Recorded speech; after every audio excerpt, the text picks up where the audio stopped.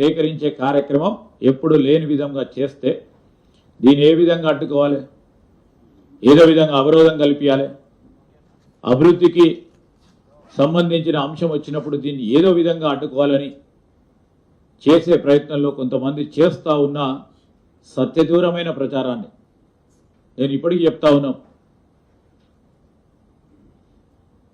మానుకోవాలని టీఆర్ఎస్కు సంబంధించి బీజేపీకి సంబంధించి మిత్రులను కోరుతా ఉన్నాం. యూనివర్సిటీ ఆఫ్ హైదరాబాద్కు సంబంధించి ఇది కేంద్రీయ విద్యాలయం, ఇది విశ్వవిద్యాలయానికి సంబంధించిన అంశం విషయంలో ఎప్పుడు కూడా కేంద్ర ప్రభుత్వం ముందుకొచ్చి ప్రభుత్వాల పక్షాన ఈరోజు 1500 ఎకరాల 1600 ఎకరాలని ఎప్పుడు రాష్ట్ర ప్రభుత్వాన్ని కోరిన వైనం లేదు.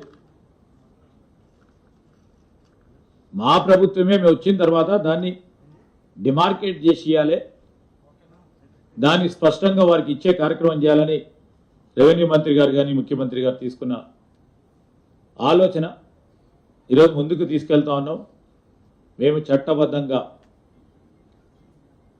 ఏ కార్యక్రమం చేసినా ఎవరికి ఇబ్బంది జరగకుండా ఈ రాష్ట్ర ప్రగతికి సంబంధించిన అంశం విషయంలో రాజీ లేకుండా ముందుకు తీసుకెళ్లే ప్రయత్నం చేస్తాం.